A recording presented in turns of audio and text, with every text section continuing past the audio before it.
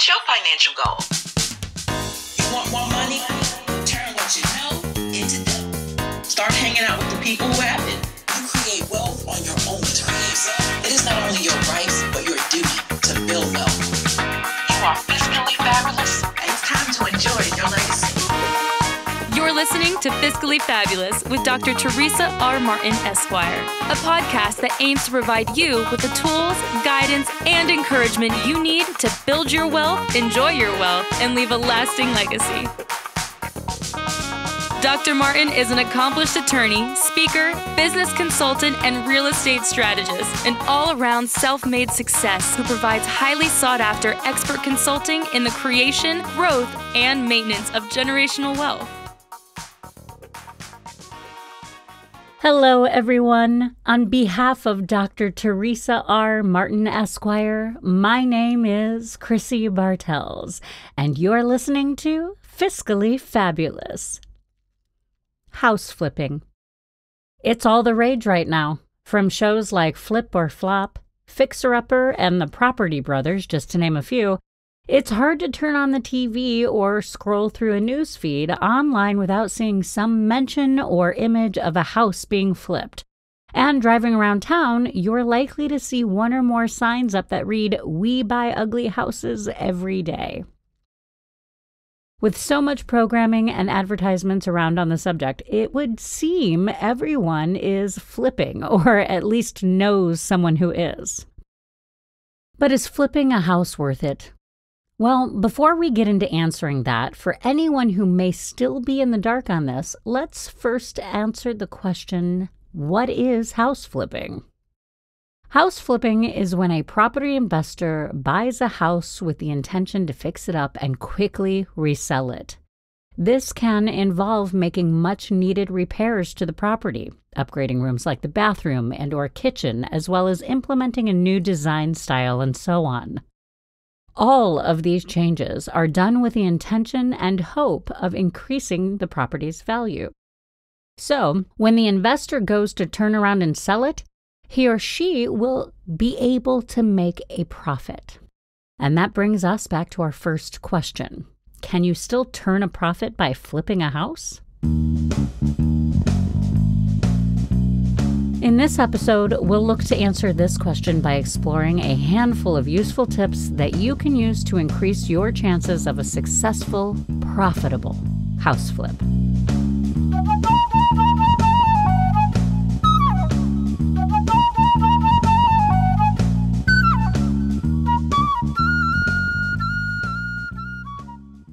On the surface, it certainly sounds simple and straightforward.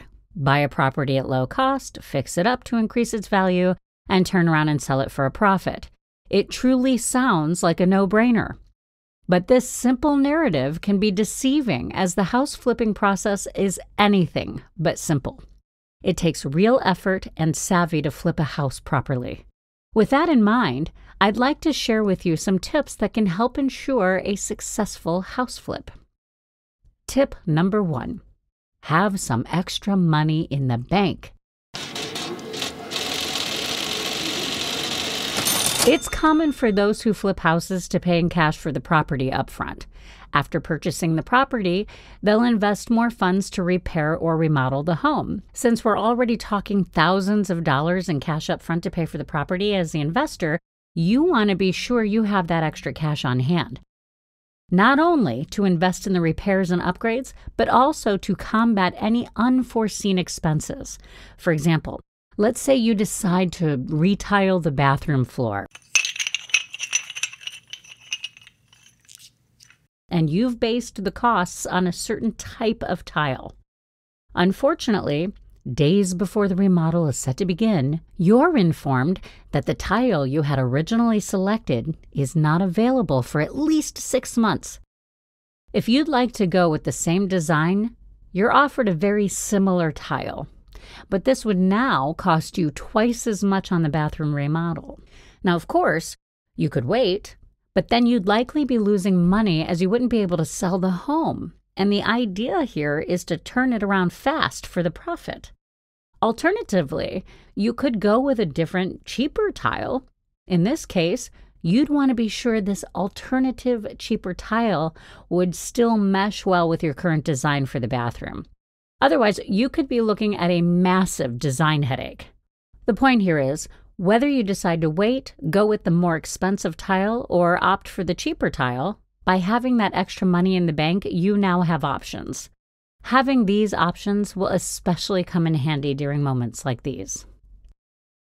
Tip number 2. Being a hard worker is a must for greater profits. Listen, I get it.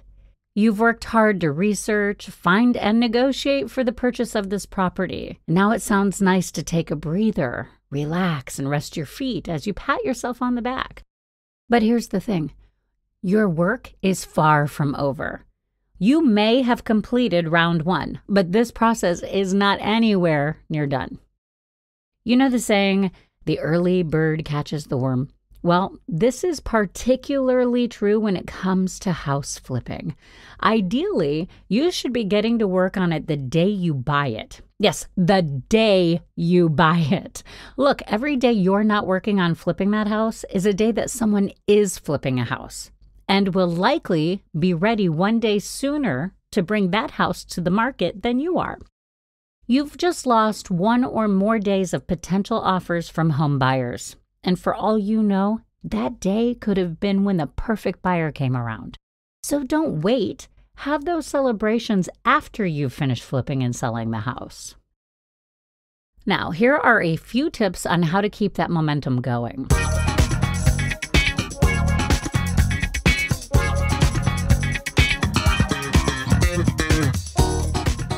1.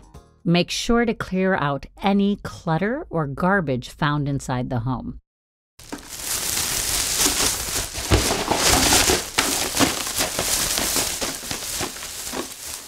2. You'll of course want to walk through every room in the house to see what needs to be done to update and improve the home before you try to sell it. Hopefully you did this before you purchased the property, but it's a good idea to go through it once more with a fresh set of eyes. Remember, this home has had X number of previous residents. Perhaps the most recent homeowners were smokers, in which case you'd want to check the quality of any carpets or drapes in the home. Or maybe the previous owner had several pets who may have peed on the carpet or scratched up those nice wood floors. If the previous owners had children, you may find scuff marks on bedroom walls where there may have been some roughhousing or playing ball indoors. Or worse yet, you may find that a previous owner decided to attempt some major home repairs himself, hoping to add to his DIY credentials.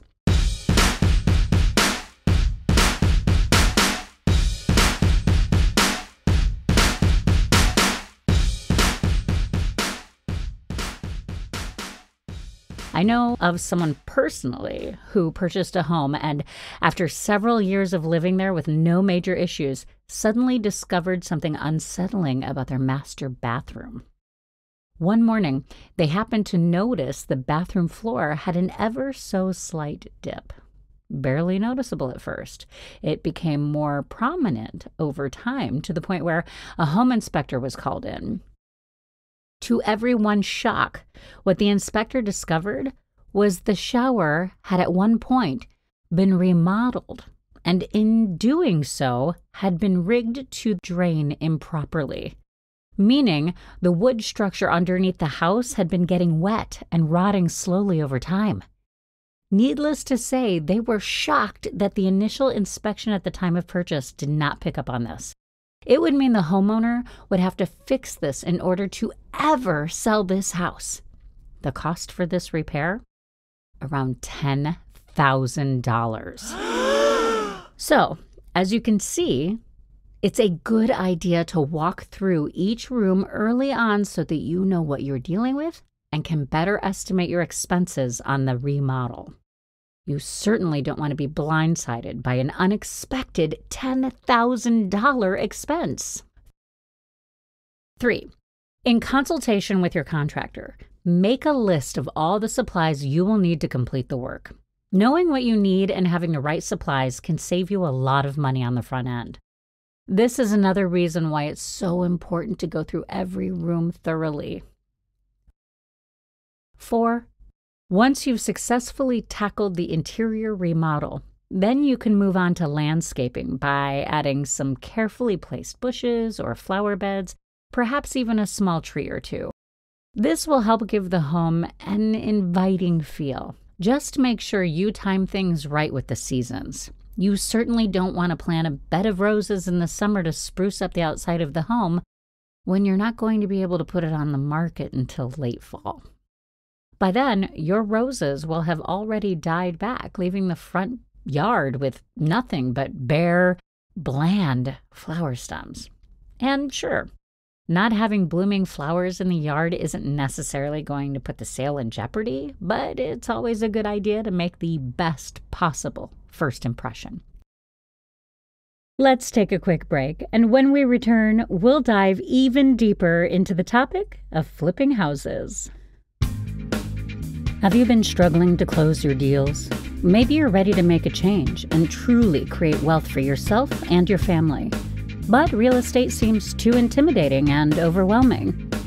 The Real Estate Investors Association NYC, REIA NYC, helps experienced and aspiring investors and professionals understand the importance of legislation, funding, and education in the real estate businesses. We'll teach you where to invest. We'll teach you how to identify a good purchase. We'll give you a checklist. We'll teach you how to invest by the numbers. We'll help you build a real team. Subscribe to the REIA NYC community today. Visit reianyc.org to learn more and subscribe.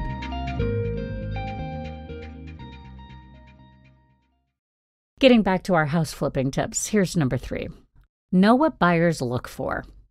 Remember, this house isn't about you. It's about what the market wants. The people who are most likely to buy this house. What do they hope or expect to see? An open kitchen? Hardwood floors throughout? Are they expecting a big backyard? Certain light fixtures in the ceiling? This is where good, exhaustive research of the market can come in handy. Before you buy the property yourself, you should be getting to know the neighborhood. What's the average income of residents in the area? Are these residents mostly young single professionals, seniors, or families with young children? What's around the area that could drive up or decrease value? Are there schools nearby, shops, restaurants? Is crime an issue? All of these can have a huge impact on the value of a home. What potential homeowners need, want, and more importantly, can afford. And what you'll need to do to the home to make it appealing to the market and make a profit. Again, you need to be thinking about what the buyer wants. This is when you'll want your keen eye and sense of design to go to work. 4. Do you have building or remodeling experience? If you have any experience remodeling a home, then you're in luck, as you'll be able to save on labor costs. However, if home construction is not your strong suit, then you'll likely need to hire a reputable company to do the work required. This, of course, means you'll need to pay for that labor, an added expense that hopefully you'll factor in at the beginning. This is another example of why it helps immensely to follow tip number 1 and have extra cash in the bank. Not only will you be having to pay for this labor, but in most cases, the supplies as well. And it's crucial here that you do your due diligence and take the time to find a reputable contractor. Because as one homeowner by the name of Alan, featured in a 2017 article by Tara Mastroni on Realtor.com, can tell you, getting the wrong contractor can sometimes result in a nightmare. Here's his story. In one of the first houses we ever flipped, we used the cheapest contractors we could find instead of the most qualified. I came to regret that decision while hosting our first open house when a prospective home buyer visited the restroom and found out the hard way that the bathroom pipes had actually been rerouted to the kitchen sink. When he flushed the toilet, its contents started spewing out of the kitchen faucets. Ew. It doesn't get more horrifying than that. Not only is that disgusting, but a mistake like that puts the chances of selling the home into serious jeopardy. In fact, in all likelihood, they wouldn't be able to sell that house at all without getting the plumbing fixed. In the end, it's just more unexpected expenses eating away at your profit margin. But let's say you've avoided Alan's mistake. You've managed to find a reliable company that is likely to do an excellent job, and you've covered the cost of any supplies needed. Great, but then there is a downside to this. All these labor and supply costs will decrease your profit margin. This is one area in the house flipping process where you stand to lose the most money.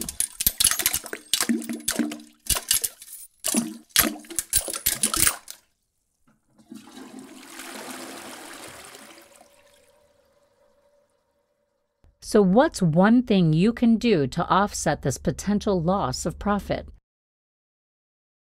Tip number 5, pay as little as possible for the purchase of the property. It's simple. The less money you need to spend up front, the more you'll have on hand to put towards the remodel, and you'll stand a greater chance of making a profit when you turn around to sell it. It's a good idea here to have several properties in mind so that if you're not getting the price you need or want on one, it may be that another property owner is ready to sell to you at a much lower price. Getting the right price up front could be the difference in making a profit in the end or not. Tip number 6, vacation spots sell really well. Who doesn't like the beach?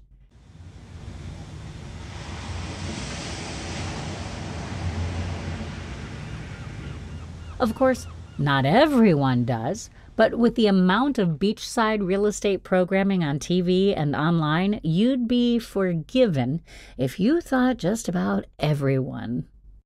Or how about a cozy little hideaway in the mountains? And what's even better than the beach or the mountains? Having your own newly remodeled house on the beach or in the mountains. Properties flipped in or near popular vacation areas have a much greater potential for success than anywhere else. For one, people are attracted to lower-cost vacation homes in such areas. Prices for homes here, even small ones, can be high. So if you're able to flip and resell something as desirable as a beachfront property at or below market value, you are sure to get a lot of offers.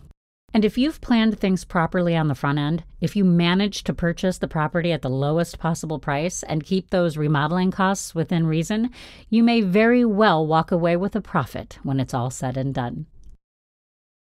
Tip number 7, know the real estate market in the area where you plan to flip a property. Now, theoretically, if you have the money, means, and a little know-how, you can buy, flip, and resell a house anytime you want to. But just because you can, does that mean you should? Absolutely not. Research potential markets first.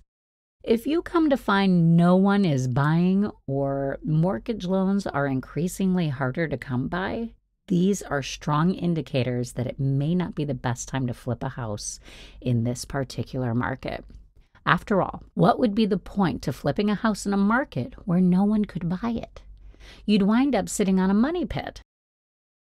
As long as the home sits unoccupied, you'll end up having to put more money into it to keep it up to date for when it finally does sell. If, however, you've managed to buy a property for, say, $30,000, $40,000, and you only need to put another $10,000 to $20,000 into it for the remodel, and then you're able to turn around and sell the home for at least $80,000, you stand to make an excellent profit. You just want to be smart about when, where, and how. Research the market to find out the best time of year to flip a house. Study the neighborhoods and find out which ones are likely to have the greatest number of potential buyers, and have a plan in place for how you intend to tackle the remodel, whether you'll be doing a lot of the work yourself or hiring a team to do it for you.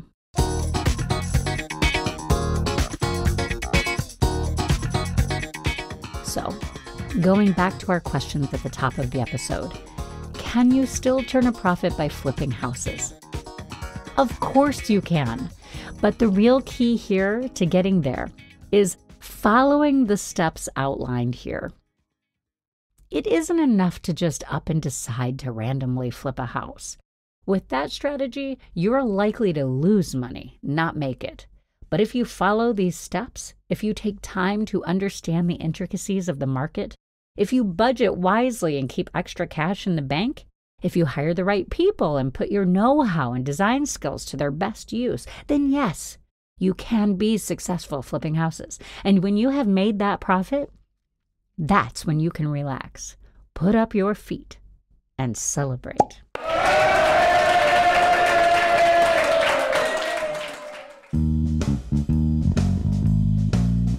Thank you for listening, everyone. Be sure to subscribe to this podcast or visit us at www.enjoyyourlegacy.com/Fiscally Fabulous Podcast to learn more.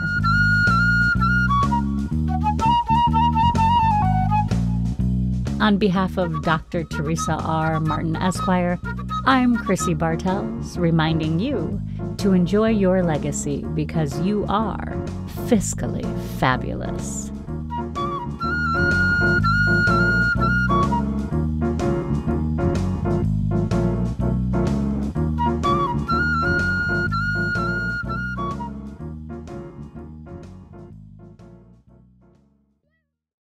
This has been Fiscally Fabulous with Dr. Teresa R. Martin, Esquire.